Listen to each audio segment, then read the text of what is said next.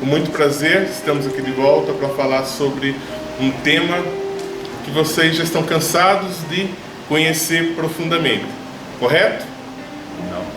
Não? Cursilho, vocês não conhecem o cursilho? Profundamente não. Não estão cansados? Mas vocês conhecem? Profundamente? Não. Não? Não mesmo? Vamos conhecer juntos? Mas antes que a gente comece, eu queria explicar para vocês como vai funcionar a dinâmica das escolas em 2020. As escolas de 2020 são separadas em 4 escolas, certo? Quais são as 4 escolas que a gente vai ter? Vamos ter as escolas de formação de cursilho, escola de formação cursilista, que é essa que a gente está tendo na primeira esse ano. Teremos também a escola de formação livre. O que é essa escola de formação livre? São aquelas escolas com os temas dogmas da nossa igreja, teologia, aprofundamento catequético, aquelas aulas que a gente teve ano passado na formação, né? O terceiro tipo de escola que nós teremos esse ano são as escolas de vivência, né? Com um pouco mais de espiritualidade, um pouquinho mais de do tete a tete, do que a gente enfrenta nos nossos ambientes lá fora, com testemunhos, né? Como que a gente está vivendo isso, esse 4º dia nosso, né? E por fim, a 5ª aula são as dinâmicas, os jogos, as confraternizações que a gente tem no decorrer do mês. Essas são as 4 aulas que nós teremos no decorrer do mês, tá? Hoje nós, como vocês estão vendo aqui, a gente vai ter uma escola de formação de cursilho. São um total de 10 aulas que nós teremos em 2020. Não vamos conseguir falar tudo no decorrer desse ano, vamos ter que deixar um pouco para o 2021. Mas o mais importante, vocês vão me perguntar, por que eu tenho que me aprofundar naquilo que é o cursilho? O que é o cursilho e por que eu tenho que aprender sobre isso? Uma coisa muito importante que o nosso GED pede, que o nosso GEM pede, é que a gente, nós que somos cristãos comprometidos, estamos na caminhada, né? Nós devemos sim ter uma responsabilidade muito grande de quando chamados para trabalhar no movimento de cursilhos, ou quando questionados sobre o que é o cursilho e para que serve o cursilho na nossa comunidade, nos nossos ambientes, que a gente não se acue ou a gente não se amedronte, como o próprio Adriano falou, que a gente saiba que aquilo que a gente conhece, aquilo que a gente sente, né? Porque a gente ama o cursilho, senão não estaríamos aqui, verdade? Estou mentindo? Porque a experiência que nós tivemos um dia, né, na Casa Santo Inácio, ou lá em Campinas, onde a gente fez o cursilho, né? Não sei onde vocês fizeram, a maioria foi lá em Botucatu, né? Vocês fizeram em Campinas. Mas onde a gente fez o cursilho um dia, a gente aprendeu que o cursilho é especial e foi um divisor de água nas nossas vidas. Pelo menos na minha foi. Porque a partir do cursilho eu aprendi a me conhecer como um cristão de verdade. E quando eu falo que eu aprendi a me conhecer como cristão de verdade, não porque eu era um cristão perfeito ou imperfeito, é porque eu descobri que eu tenho muita coisa para mudar na minha vida, muita coisa para ser melhorada, né? E a gente aprende isso no cursilho. Quando a gente conhece Jesus de verdade na nossa vida, a gente percebe que a gente precisa mudar várias coisinhas pequenas, mas que fazem toda a diferença na nossa vida. Nesse intuito, né, o GED pede para que a gente tenha essas escolas de formação, para que a gente aprenda isso no nosso dia a dia, no nosso 4º dia de cursilista. Mas acima de tudo, quando a gente for chamado um dia para trabalhar no movimento, e esse ano nós teremos 2 cursilhos de homens, 2 de mulheres e mais um cursilho de jovens, que será no meio do ano. Quando a gente for chamado para trabalhar nesses encontros, que a gente realmente esteja preparado. Uma coisa muito importante também nessa formação de cursilho que a gente vai fazer no decorrer desse ano é o quê? A preparação de mensageiros. Nossa, vou dar mensagem no cursilho? Não quero mais participar, né, Dani? Já fica com medo assim, não quero mais, né? Coragem, diz o Senhor, na Bíblia está escrito, não tenhas medo, eu estou contigo, né? E aqui nessas escolas a gente vai aprender realmente a conhecer todo o processo de conversão, processo de evangelização e todo o processo de conversar com as pessoas, passar a mensagem, né? como se comportar como um verdadeiro mensageiro, um verdadeiro responsável no cursilho. Entender principalmente como funciona o cursilho, nos seus 3 tempos, que eu não me lembro quais são esses 3 tempos agora, vocês vão ter que me ajudar. Quais são os 3 tempos do cursilho? Pré, o cursilho e o pós. Muito bem, uma salva de palmas para vocês. Você já sabe, o cursilho tem o pré, tem o cursilho, tem o pós, né? Nesse contexto todo, nesses 3 tempos de cursilho, nós vivemos o nosso 4º dia, né? Não adianta a gente fugir. O cursilho é só lá, na Santo Inácio, nos 3 dias. Não é. O cursilho é no meu dia a dia, e é lá que eu tenho que viver. É lá que eu tenho que fazer a experiência de Deus na minha vida, a experiência de Jesus. O que a gente vai passar aqui nessas escolas é justamente isso: como viver como um verdadeiro concilista, um cristão comprometido lá fora. E também, consequentemente, a partir do momento que eu for chamado para trabalhar, para dar uma mensagem, eu esteja realmente preparado, vivendo aquilo que eu vivo aqui, lá dentro, para que quando eu chegue lá dentro, eu não dê um contra-testemunho do que eu vivo aqui fora, o que é muito, muito grave. Que a gente possa realmente viver lá aquilo que a gente vive aqui, porque o cursilho nós estamos vivendo o aqui e o agora, entendeu? Veja a importância de cada um, né? Daqui a pouco eu mostro para vocês toda a literatura que a gente já estudou e que vocês vão ter que estudar também para poder ir se formando devagarinho dentro do movimento. Nessa primeira aula, nós vamos falar um pouquinho sobre a origem do movimento do cursilho de cristandade e a sua definição. Alguém sabe da origem do movimento de cursilhos? Um de cada vez. Calma. Nada de Santiago Costela. Olha. Oi?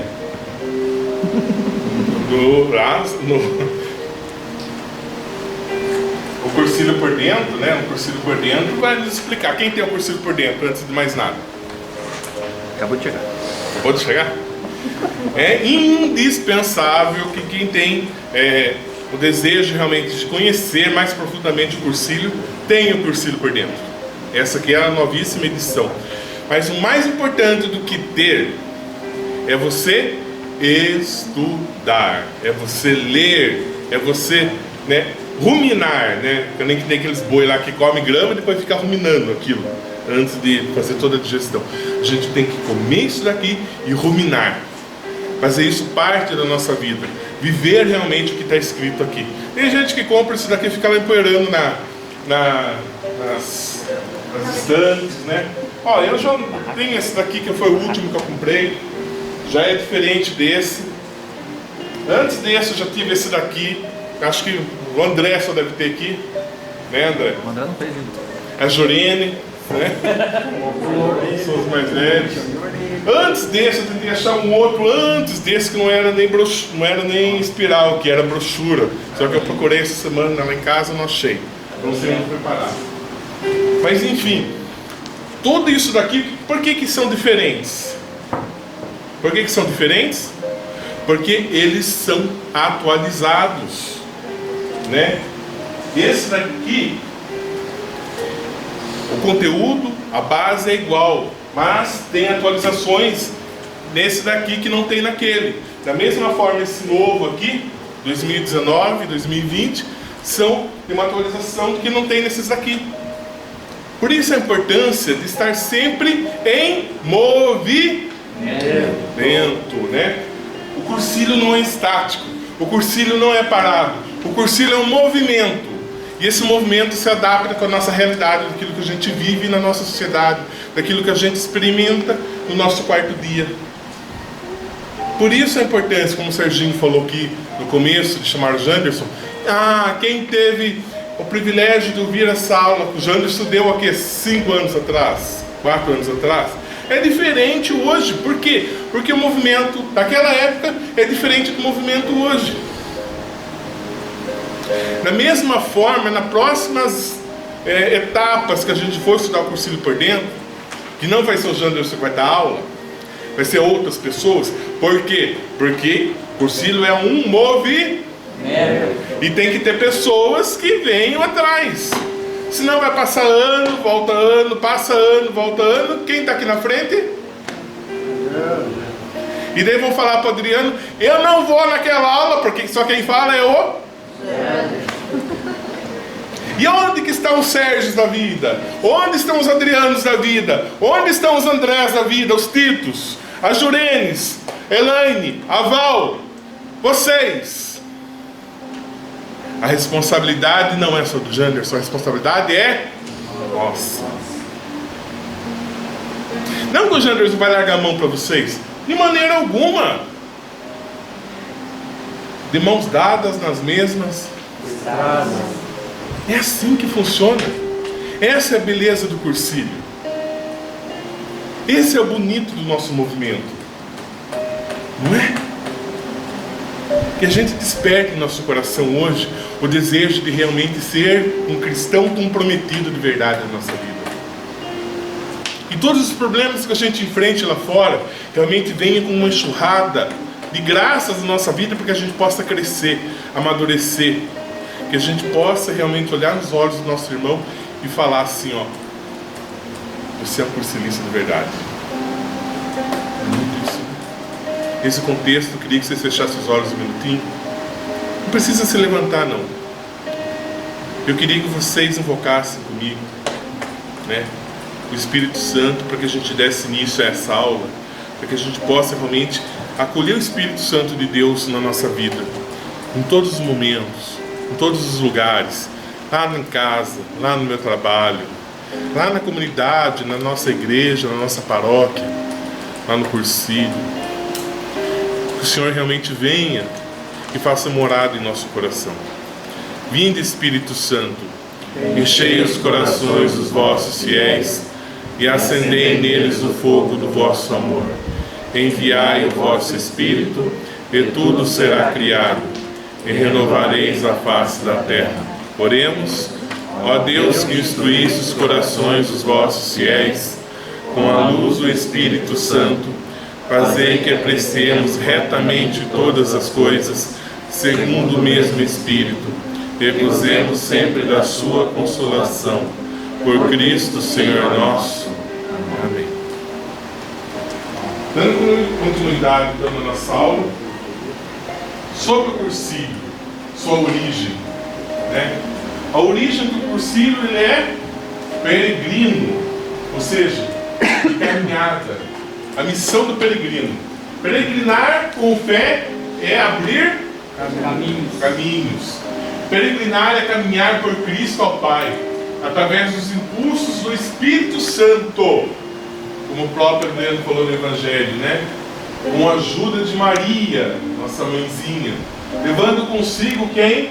Os nossos irmãos e irmãs, né? Olha que bonito que é a missão de ser um peregrino nessa terra, que a gente possa realmente perceber a importância de estar a caminho, estar na caminhada, né? A gente vai ver daqui para frente, mais para frente aqui, sobre como funciona, como foi essa origem peregrina do movimento.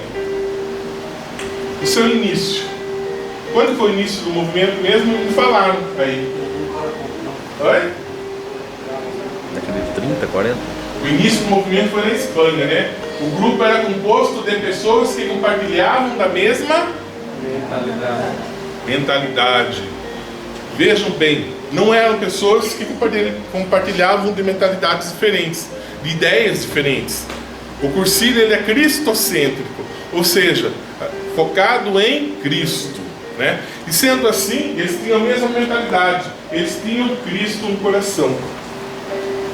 Finalidade: fortalecer a cristandade. Foi preciso criar um método para conseguir a finalidade desejada. O mínimo de organização e de estrutura, né?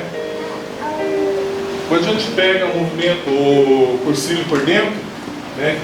Quem tem, é importante que vocês processem nas próximas aulas de vocês o Cursilho por dentro de vocês.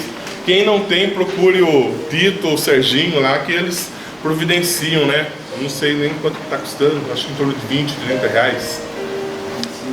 25, o livrinho, mas é importantíssimo para quem está na caminhada seguir isso, né? E aqui tem justamente um resumo da história do movimento do Cursilho, como surgiu o movimento do Cursilho e cristandade. Pontos determinantes do movimento. Deixa eu dar uma adiantada aqui. Tá. Pontos determinantes no seu início.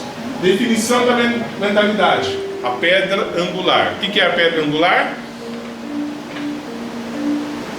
O que é pedra angular, gente?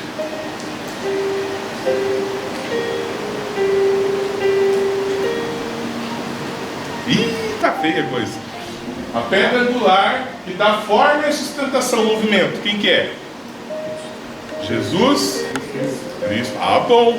Pensei que vocês iam falar outra pessoa. Mas tudo bem. Aguçar a percepção da realidade. Ou seja, a partir do momento que a gente coloca Cristo na nossa vida, nós entendemos que Ele é o nosso Senhor. É aquilo que nos dá a direção a ser seguida. A partir do momento que a gente entende isso, a gente percebe que nós estamos no caminho, pertencemos, fazemos parte de uma comunidade. E essa comunidade, o que ela tem que ter? A percepção da realidade. O que é uma percepção da realidade? Aquilo que a gente vive no nosso ambiente. Porque o Cursilho não é uma evangelização ambiental como um todo. Nós só devemos fazer a diferença nos nossos ambientes, seja ele qual for. E como será que estão os nossos ambientes? A gente tem que desenvolver o senso crítico, o conhecer-se, o perceber onde que a gente está inserido, né? Isso é a percepção da realidade. A partir do momento que eu entendo onde estou, é uma certeza de renovar o mundo através de líderes mediante uma nova resposta evangelizadora. Ou seja, eu estou inserido ali e eu, como um líder cristão que sou, porque a partir do momento que eu fiz o cursilho e estou vivendo meu quarto dia, né? E lembre-se, né? Eu assumi um compromisso lá no meu terceiro dia, porque Cristo ele me falou: conto contigo. Tá? E será que a gente conta? Ele pode contar realmente com nós hoje? Pode? Sim. Difícil, né? Aí há uma reflexão para nós como cursilistas do dia de hoje, né? Um exame de consciência. Como estamos caminhando no nosso quarto dia? Uma ardente convicção de conseguir homens e mulheres transformados. Nós estamos no processo de conversão, né? Esse processo de conversão é um processo árduo. A conversão ela é diária, como vocês sabem, né? A gente vai se aprofundar um pouquinho mais no processo de conversão na segunda ou na terceira aula. Mas enfim, até agora que a gente possa perceber como foi a mentalidade daqueles homens no início do movimento, né? A certeza de que o mundo era um lugar de salvação. E o mundo era um lugar de salvação? Naquela época eles achavam que sim. Os primeiros, os pioneiros do movimento. O mundo é um lugar de salvação, sim. Porque através daquilo que nós somos nesse mundo, né, é resultado daquilo que nós seremos ou aonde iremos no nosso futuro. Então, se estamos aqui na nossa caminhada vivendo o hoje, né, isso com certeza é um lugar para a nossa salvação. Ah, minha vida é tão difícil. Louvado seja Deus. Louve a Deus. Na dificuldade você encontra realmente tudo aquilo que é necessário para que você possa, né, no final da sua vida, olhar para trás e falar: eu venci, Deus estava comigo, né? A convicção de que o cristianismo era a solução para toda a problemática.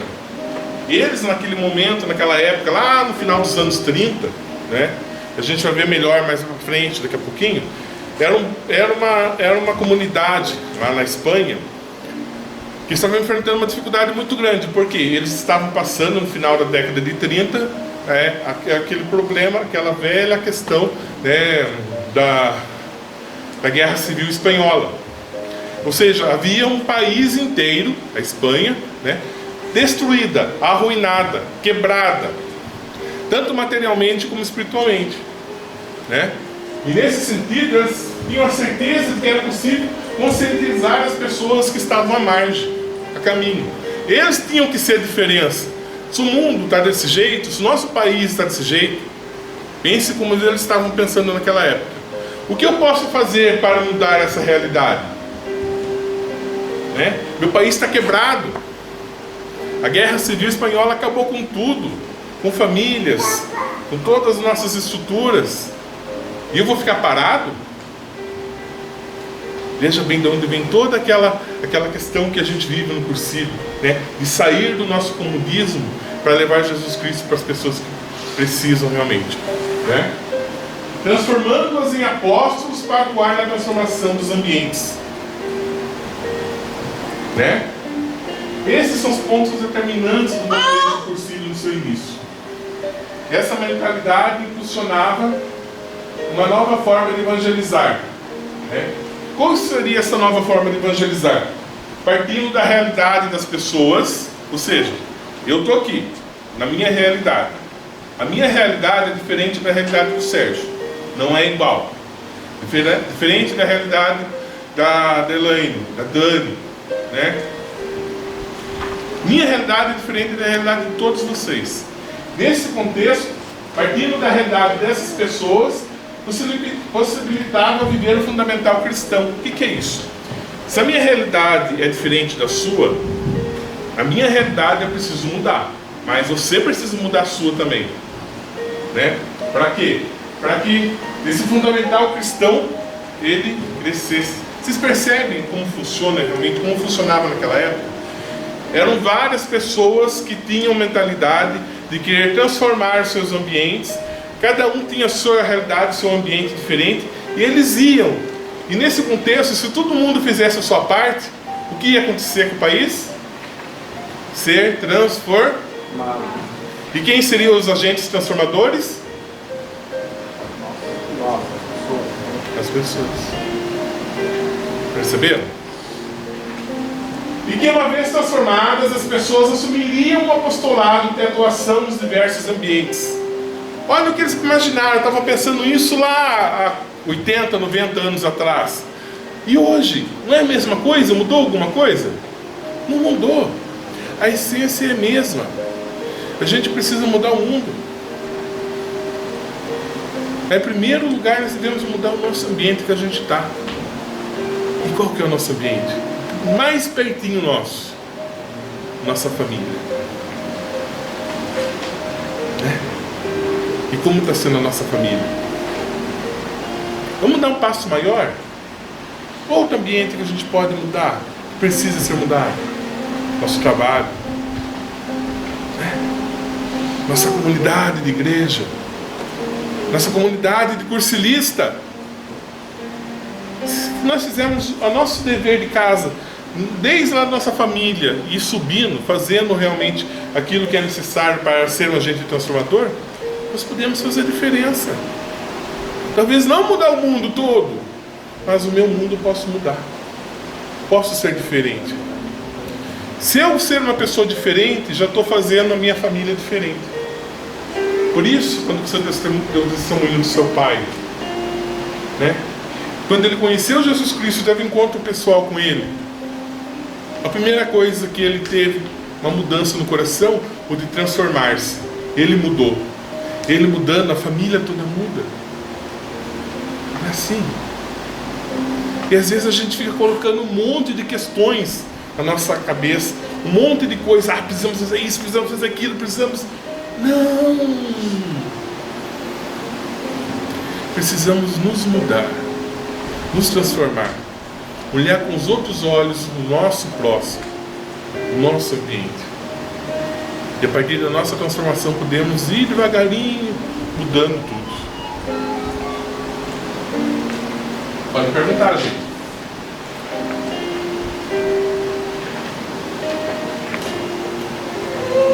Então, recapitulando, né? No início o movimento era formado por um grupo de pessoas que compartilhavam de uma mesma ideia e acreditavam que a proposta de renovar o mundo era perfeitamente possível. Também era preciso aguçar a percepção das pessoas individualmente e, mediante um esforço coletivo, seria possível colocar em prática a proposta. Foi isso que a gente viu? E depois estavam convictos que o projeto de evangelização só teria êxito se descobrisse líderes, homens e mulheres, para somarem a causa. Recapitulando, o resumo de tudo é isso, tá? Alguma dúvida? Pode perguntar. O Tito está aqui para responder. Lá naquela época eles acreditavam que os líderes tinham como principal desafio, qual é? Formar outros líderes, a fim de somarem a causa, motivando-as à pertença. Perceberam aquilo que eu falei no começo? O Janderson vai ficar aqui para sempre. Precisa de novos líderes e novas pessoas que venham aqui e somem junto. Não que o Janderson vai largar a mão do movimento. Não! Somar! Somar. Por isso que é necessário um despertar de nós cursilistas no dia de hoje. Que a gente possa realmente perceber qual é o nosso papel no movimento.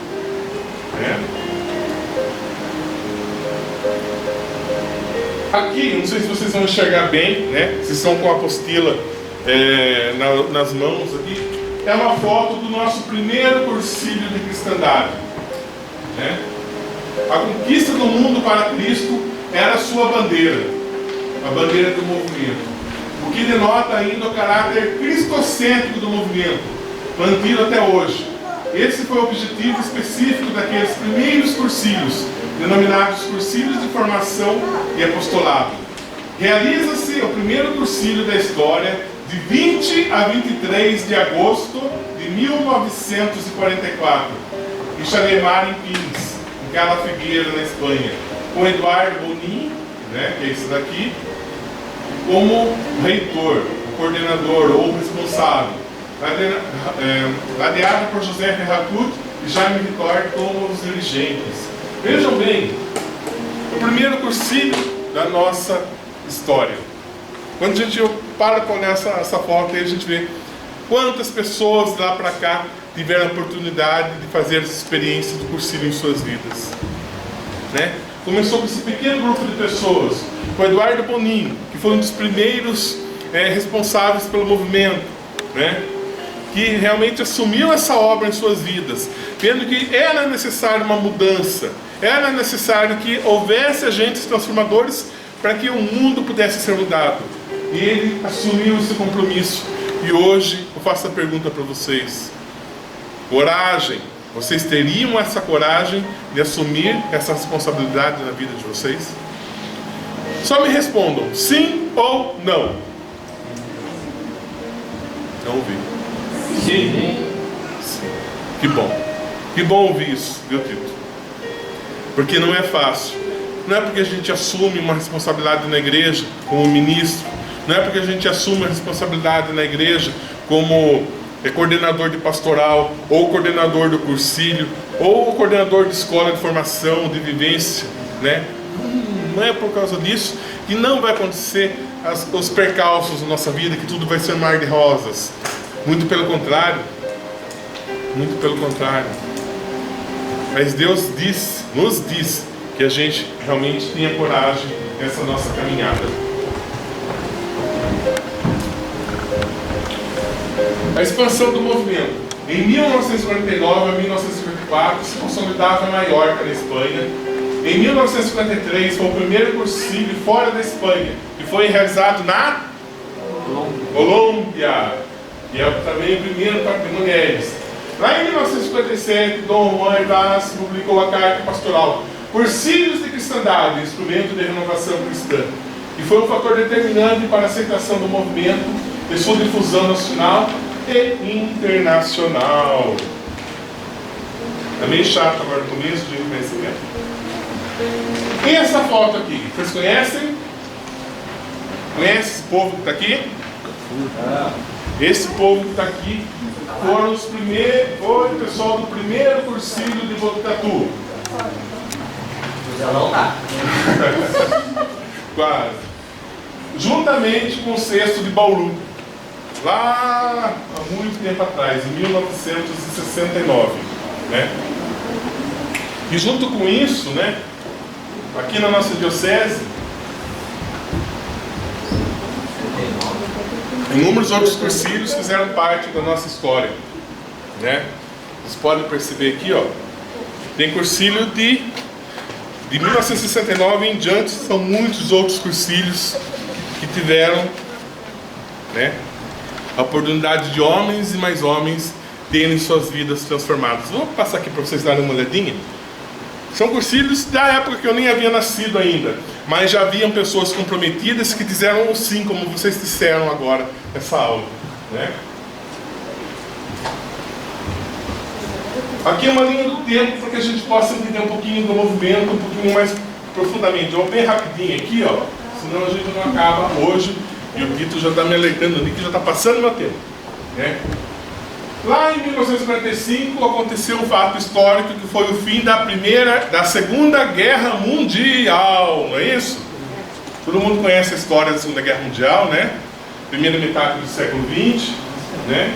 E com isso também 70 mil jovens marcharam de Maiorca até Santiago de Compostela. Calma, de Maiorca a Santiago de Compostela. Esse primeiro cursilho do Mosteiro de Santo Honorato, lá em 1949, no Brasil. Lá em 1955, né, Dom Helder Câmara participou do primeira Conferência Nacional sobre as Necessidades da América Latina, documento do Rio de Janeiro, né, falava sobre a realidade da América Latina. Em 1962, na Casa de São Joaquim tivemos o primeiro cursilho. 64 tivemos o Concílio Vaticano II no mundo, né? E aqui na América do Sul, em 1968, tivemos o documento de Medellín. Tivemos o documento de Puebla, que é o terceiro CELAM. E o quarto CELAM foi o documento de Santo Domingo. São os documentos importantes da nossa igreja que a gente, né, e foi uma orientação para nós, cristãos leigos, no segmento da nossa conduta como leigo no mundo. E o quinto CELAM, que foi o último, né, foi em Aparecida, bem recente, inclusive nas nossas escolas, acho que uns 3, 4, não mais tempo, 5, acho que 5 anos atrás, nós estudamos o documento de Aparecida, né, justamente que nos mostrava como nós devemos conduzir, né, a nossa vida de cristão no mundo, né? Principalmente com as realidades particulares da América Latina, que a nossa realidade é totalmente diferente da América do Norte, da Europa, da Ásia, né? A nossa cultura é totalmente oposta a esses outros povos. Daqui a pouco a gente vai ver um pouquinho como a gente se divide em relação a essas regiões do mundo. Mas aqui no quinto CELAM de Aparecida foi um documento que foi muito estudado pelo movimento de cursilhos, que nos deu propostas de segmento, né?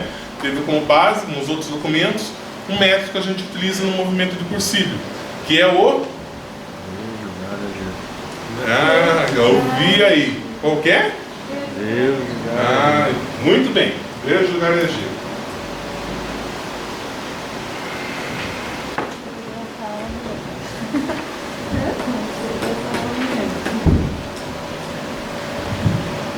A partir de 2008, nós tivemos o relançamento do MCC, né? E também em 2009, nós tivemos o relançamento, a segunda parte. Tivemos assembleias regionais em 2010. 2011, com a Assembleia Regional já com a parte do Agir.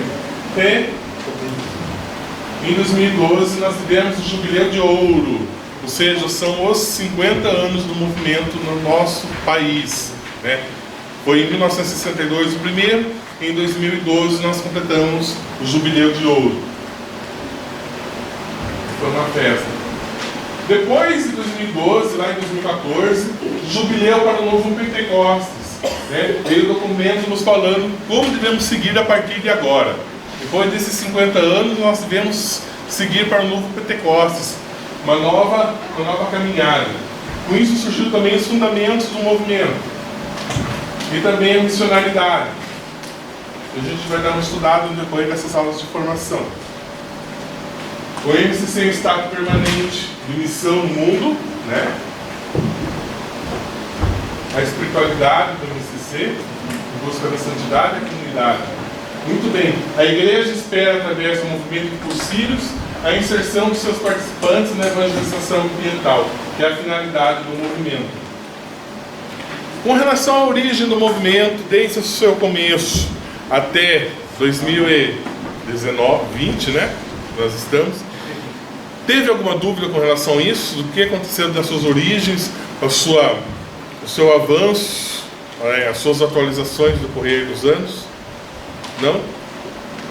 Se tiver, vocês perguntam, né? Que deixa eu chamo a Val para me ajudar aqui, né? Porque a partir de agora a gente vai partir para uma definição do que é o movimento de cursílio, né? E segundo o que está escrito no Guia do Peregrino, que todo mundo tem, né? Todos têm, né? E vocês usam, né? Mais ou menos. São as orações cursilícias, exame de consciência, né? As vigílias. E no final aqui nós temos a definição do movimento. E o que é o movimento de cursílio através da sua definição? Vamos ler comigo? O que é o cursílio? É um movimento da igreja mediante o movimento próprio, possibilita a vivência do fundamental cristão para ajudar a descobrir, realizar e respeitar a vocação pessoal, visando a formação de núcleos de cristãos que fermentem o evangelho da igreja. Legal. Você já sabe definir o que é o movimento de cursílio de cristandade. É isso daqui, não é? Mas vamos estudar mais profundamente o que significa isso que nós acabamos de ler? Ou não precisa? Vamos? Vamos dar uma pincelada então. Estudo através da definição. É um movimento. O que é um movimento? É algo de... Nasce em Deus Pai, passa pelo Filho, passa pela... Volta ao... Pai. E sendo animado na caminhada por quem? Espírito Santo. Ou seja, é um Deus único que fica lá e tudo passa por ele? Não. É dinâmico, é movimento, né? Já, né, toda a nossa origem nasce em Deus Pai, passa pelo Filho, que é o nosso Redentor, né, nosso Salvador, passa pela nossa igreja, através dos sacramentos, através dos movimentos, através das catequeses, né? Volta ao Pai tudo aquilo que a gente viveu e sendo animado em toda essa caminhada pelo Espírito Santo, visa o desenvolvimento da missão de Jesus, né? Vocês viram que não é algo estático, né? Nem Deus é estático. E por que nós devemos ser? Muitas vezes a gente tem preguiça de escolar a bunda da cadeira, né? Isso vem como um tapa na cara da nossa vida, porque a gente possa realmente se movimentar como cursilista, né? A gente sai do nosso comodismo. Então, a definição é um movimento do quê? Que tem uma missão e toda a autoridade, né? Está lá em Mateus 28:18, me foi dada no céu e na terra. O que está escrito aqui? Não ouvi? Ide. Ide. Ide quer dizer que eu vou... Cai. É assim? Não. Não? É movimentar-se. Sair do nosso comodismo. É ir, porque Deus nos pede. Ide, portanto, e fazei que todas as nações se tornem discípulos, batizando-os em nome do Pai, Filho do Espírito Santo. E lá em Marcos, capítulo 16, diz também: ide por todo mundo e pregai o evangelho a toda criatura. Aquele que crer e for batizado será salvo. Aquele que não crer será... Olha! Eu tenho medo agora, né? Então, olha só. Então, por ser um movimento de igreja.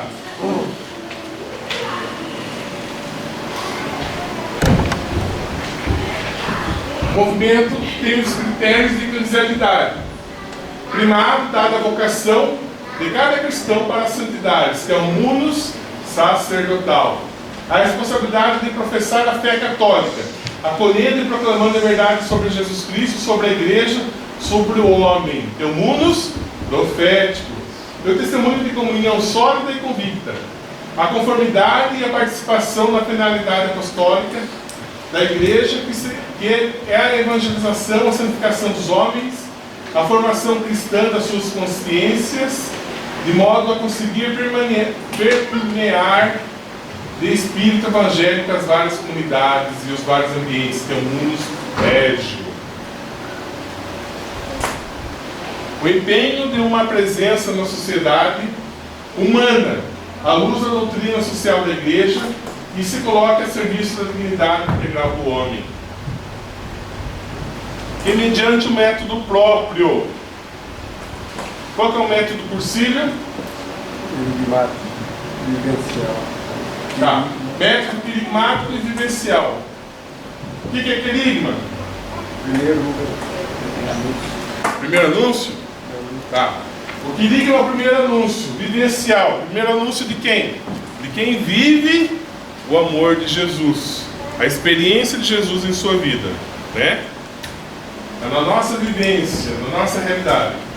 Querigma é o conhecimento de Deus, o conhecimento de Jesus.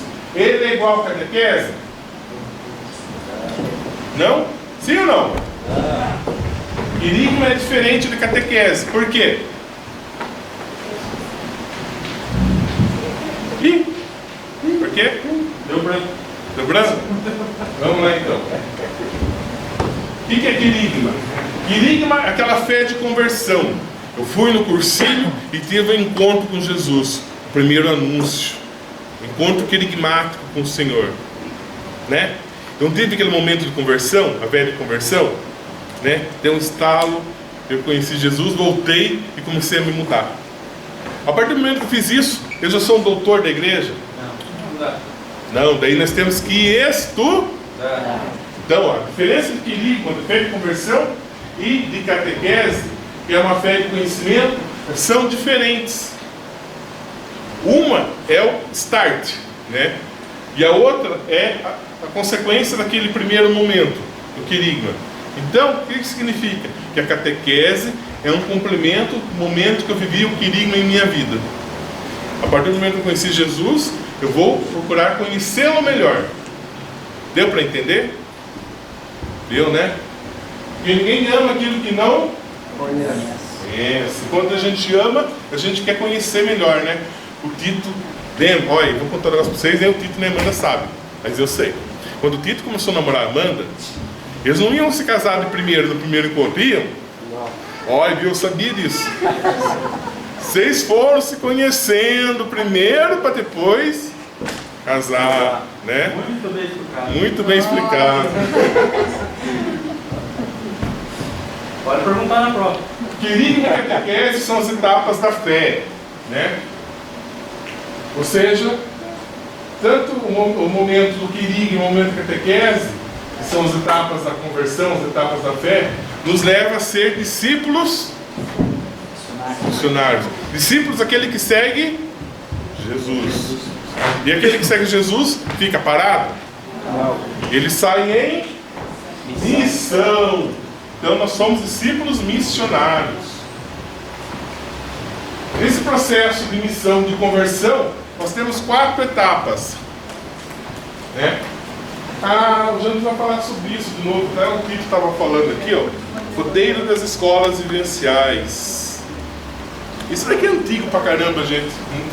Mas quem quiser ler, eu tenho aqui, posso emprestar para vocês.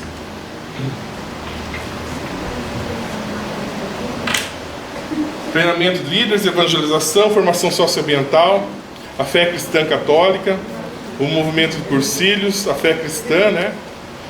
E toda a parte de evangelização e conversão está aqui resumidinho. Quem quiser ler depois esses roteiros de estudo das escolas de formação e vivência, está disponível aqui impresso para vocês. Tá bom? Nem sei se tem para vender no site mais, acredito que não. Né? Mas é de uma riqueza muito grande isso, para quem está no movimento.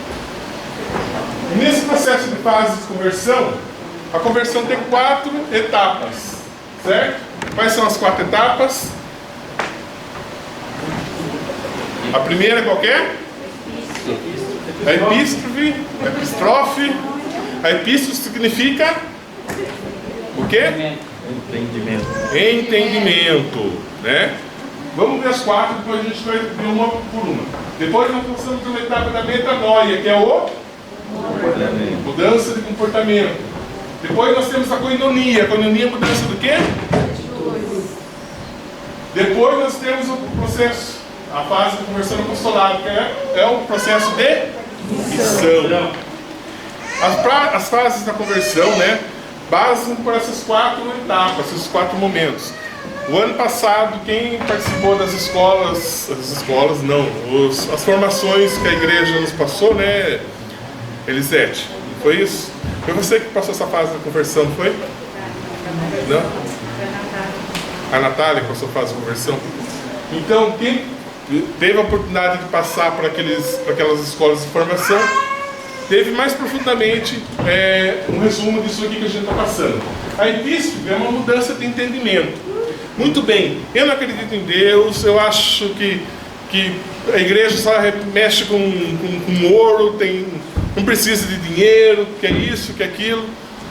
Tem um entendimento diferente daquilo que a gente conhece como igreja. A partir do momento que eu percebo que aquilo que eu entendia como igreja não é o correto, eu passo no primeiro momento desse processo de conversão, que é a epístrofe. Eu mudei o meu entendimento daquilo. Eu me converti por completo a partir do momento que eu mudei meu entendimento? Não. Eu passo para a segunda fase.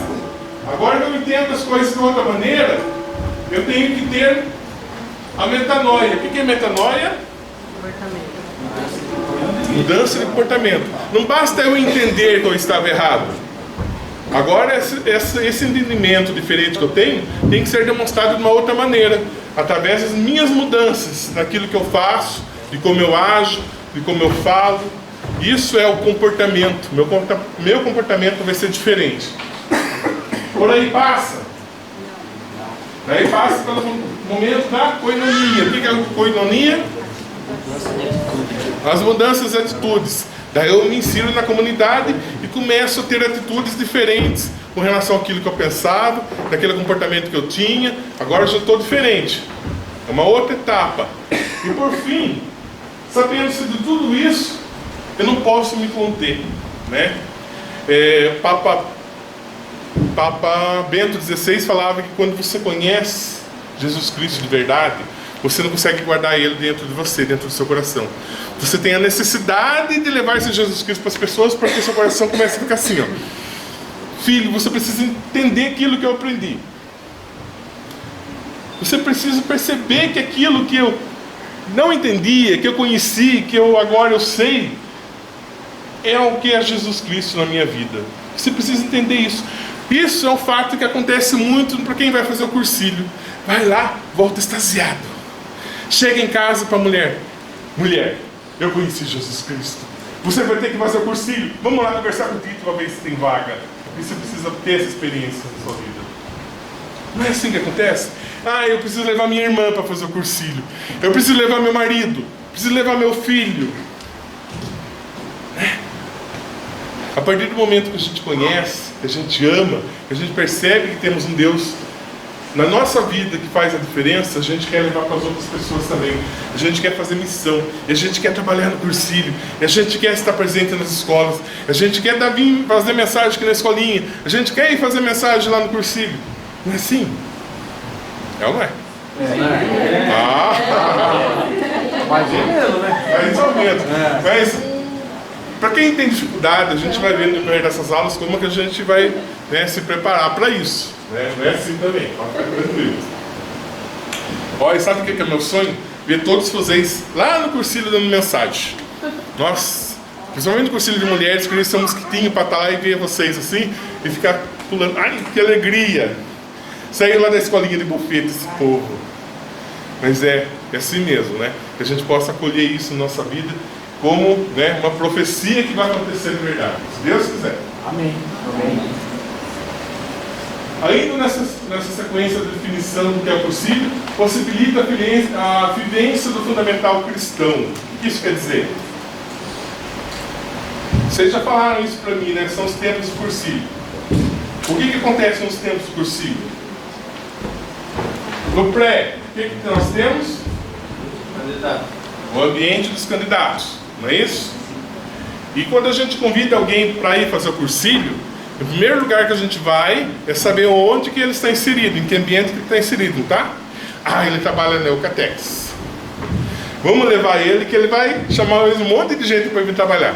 Ou então ele trabalha na prefeitura, ou ele trabalha lá, né, não sei, em algum lugar, trabalha na casa material.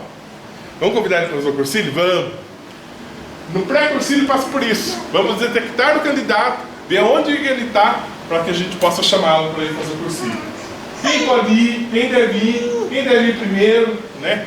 Participar das preparatórias.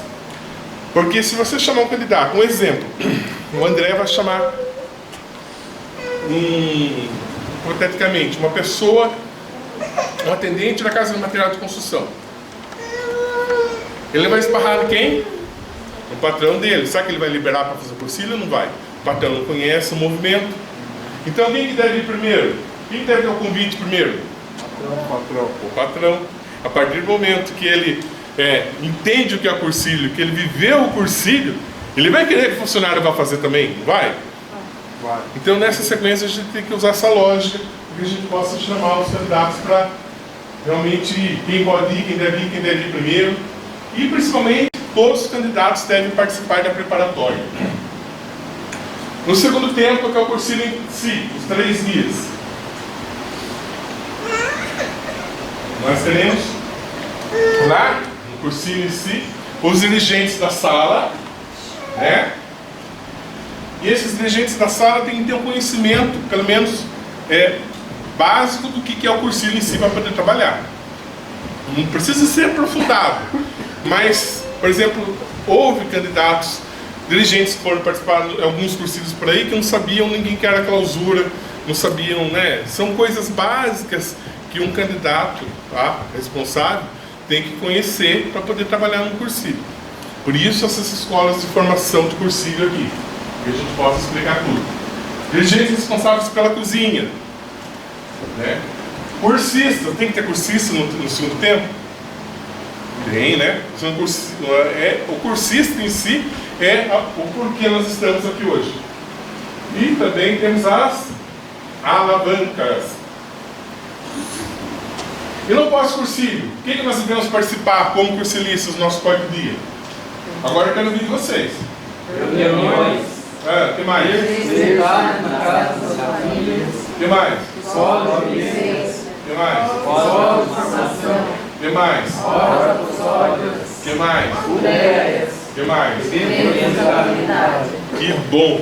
Sabe o que é legal, Tito? Todo mundo participa de tudo isso. Mais ou menos, né? Mas deveríamos, né? Tá, com relação àquilo que a gente conhece sobre o movimento do cursilho não é jogado ao vento, né? Se a gente pegar, por exemplo, o cursilho quando ele surgiu em si, ele não tinha uma base, uma estrutura assim para que a gente pudesse seguir. Só bem recentemente, lá no início dos anos 70, que começou a surgir uma organização, tivemos os livros, o chamado Livro Azul, né, que é um livro grande, em formato A4, que o pessoal realmente distribuía, com um organograma, assim, dizendo assim, ó, devemos fazer assim, assim e assim no cursilho, né? Antes disso, era meio que confuso o trabalhar-se no movimento, né? Então, por isso que teve toda essa literatura aí, para que a gente pudesse ir entendendo e sedimentando aquilo que a gente conhece em termos de estrutura do movimento. E o movimento do cursilho de cristandade, ele não é uma questão nacional apenas, né? O movimento do cursilho de cristandade é um organismo mundial, né? E a sede de cursilhos no mundo hoje, como cursilistas que sabemos, né? Todos sabemos onde fica, né? Onde? Não. Fica no México. O coordenador mundial, né? deixa eu ler aqui, Juan Adolfo Muguel, que vive, então, Cursilho, nesse triênio, está localizado no México. E aqui nós temos, acho que no papel de vocês vão chegar melhor, aqui na tela não vai dar para ver direito. 4 divisões no mundo, né?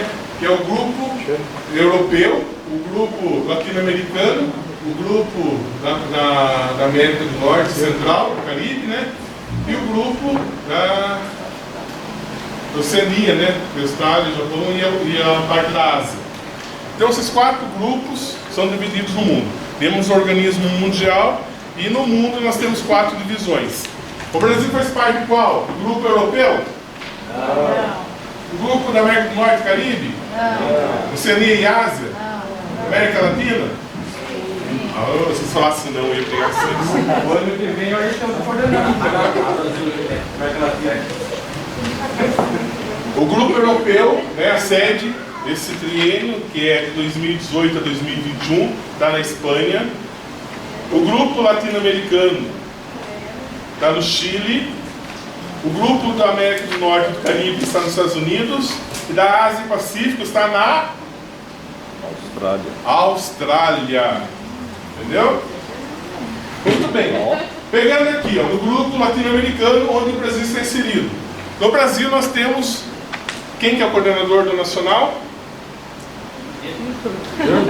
Não, Vladimir Francisco.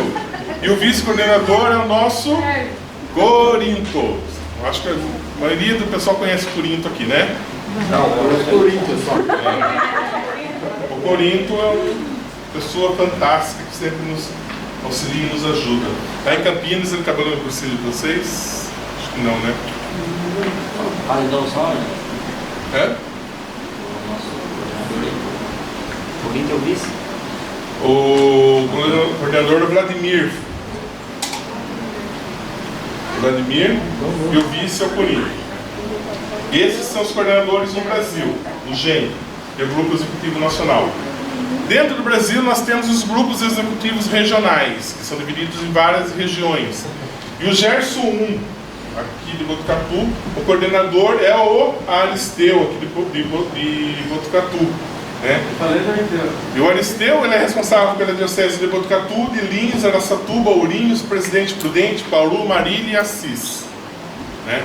Ele é responsável por todas essas dioceses. E depois nós temos o Grupo Executivo Diocesano, que é o GED. O coordenador hoje é o Barré. Então, com relação à hierarquia, vocês entenderam alguma coisa, alguma dúvida que ficou? Hã? Perguntaram do bofete. Quer ouvir? Ah, o de bofete. O de bofete, né?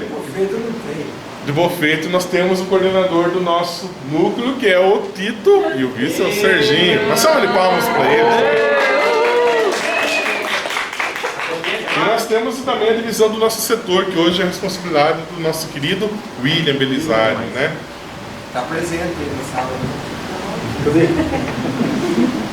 Aí, dando continuidade à definição do que é cursilho, nós temos aquela parte que fala assim, ó, ajudando a descobrir, realizar e respeitar a vocação pessoal. Nesse ajudar a descobrir, realizar e respeitar a vocação pessoal, né, nós temos várias literaturas aqui, né, como o documento da CNBB, o 62, que fala sobre a missão do leigo, capítulo 100, né. Isso vale como lição de casa. Se vocês, eu não tenho aqui esse livro, é um livrinho pequenininho, mas vocês vão comprar, porque está anotado na apostila aí, para vocês estudarem, para verem qual que é a função de nós como leigos, né, na vivência da nossa realidade, dos nossos ambientes, da nossa comunidade. Também temos a exortação apostólica do Papa, né, Christiane Lais, que é a vocação e missão dos leigos, as nossas vocações e missões.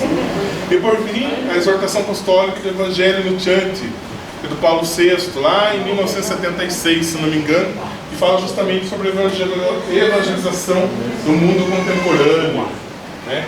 São algumas literaturas que a gente pode estudar para entender qual seria a nossa vocação como cristão leigo. Visando criar núcleos cristãos que fermentem o Evangelho nos ambientes.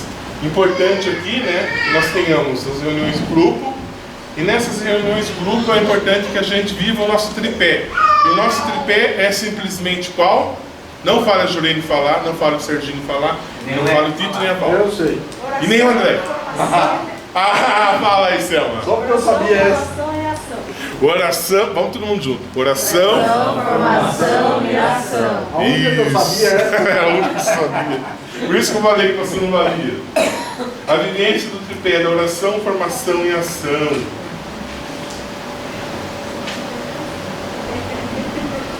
Também temos a nossa formação de núcleos, o processo de evangelização, né? E nesse processo de evangelização tem 4 itens que a gente precisa saber. Quando a gente está na caminhada, e esse evangelizar passa por renúncia. O que é renúncia? Renunciar àquilo que o mundo nos oferece. E o mundo nos oferece muita coisa que nos afasta de Deus. E a partir do momento que eu assumo Deus na minha vida, eu tenho que renunciar a essas coisas que não são boas para a minha alma, né? Então você renunciar é uma das coisas. E anunciar. Anunciar o quê? As coisas boas de Deus. Anunciar a boa nova. Levar Jesus para as pessoas. Também temos o denunciar. Quando a gente vê uma coisa errada, a gente não pode se calar. A partir do momento que a gente vê algo que não está certo, nós temos que denunciar, né? E a partir do momento que a gente denuncia, a gente tem que assumir isso na nossa vida como uma responsabilidade muito grande. E a partir desse momento, realizar, ter uma ação que possa ser transformadora. A realização do projeto de Deus na minha vida e na vida daqueles que estão inseridos no meu ambiente. A realização. Tá? E por fim, que a gente, depois de tudo isso, que nós como cursilistas, né, já estão pedindo para mim sair daqui, já vou sair daqui. E a gente assuma a santidade na nossa vida. E assumir a santidade hoje é um compromisso muito sério, porque o mundo nos provoca, nos faz com que a gente realmente balance muitas vezes na caminhada. E na próxima aula, os tempos do cursilho, conversão e evangelização. Um aprofundamento justamente sobre isso dentro do movimento de cursilhos. Que a gente possa estudar e perceber como nós estamos agindo na nossa caminhada. Agora, nesse instante, eu queria agradecer a vocês pela oportunidade de estarmos aqui, né? E que Deus realmente nos possa nos mostrar o caminho certo para que a gente possa seguir, né? Que a gente possa realmente, apesar das dificuldades de ser um cristão comprometido, estarmos aqui reunidos no nosso quarto dia, procurar a nossa formação, que a gente tenha principalmente força e coragem, porque Deus, né, nos dê isso para que a gente possa, a nossa caminhada, seguir em frente. Ave Maria, cheia de graça, o Senhor é convosco. Bendita sois vós entre as mulheres, bendito é o fruto do vosso ventre, Jesus. Santa Maria, Mãe de Deus, rogai por nós, pecadores, agora e na hora de nossa morte. Amém. Para que a gente possa concluir então, né? Eu deixei um vídeo aqui que a gente possa refletir, ir para casa refletindo sobre esse vídeo que a gente vai ver agora. Vou pedir para o Elton apagar as luzes, para que a gente possa assistir e fazer uma bela reflexão de como nós, como cursilistas, estamos agindo no nosso quarto dia. Será que estamos sendo realmente agentes transformadores? Será que estamos sendo a mudança que o mundo quer e precisa? Amém? Amém. Louvado seja o nosso Senhor Jesus Cristo. Amém. Seja louvado.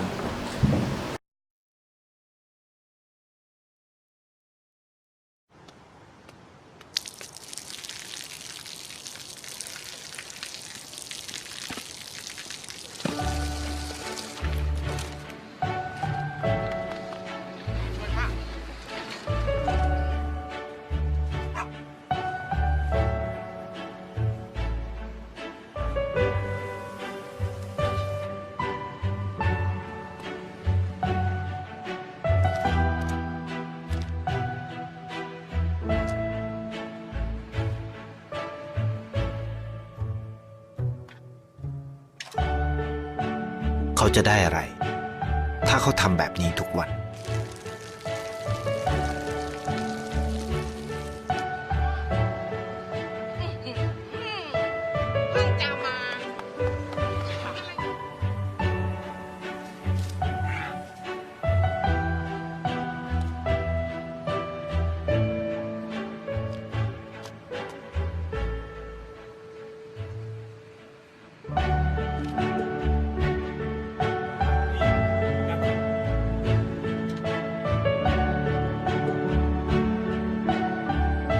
เขาจะไม่ได้อะไรเลย ไม่ได้รวยขึ้น ไม่ได้ออกทีวี ไม่มีใครรู้จัก ไม่ได้มีชื่อเสียงที่มากขึ้น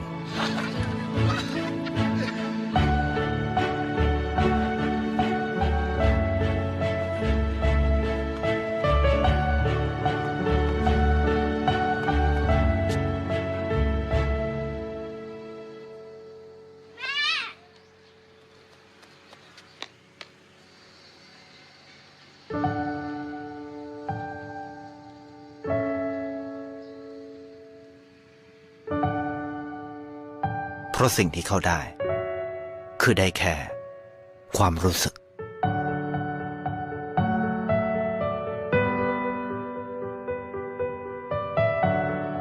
ได้เห็นความสุข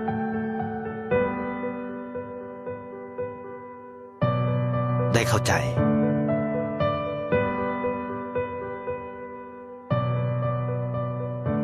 ได้ความรัก ได้ในสิ่งที่เงินซื้อไม่ได้ ได้โลกที่สวยงามกว่าเดิม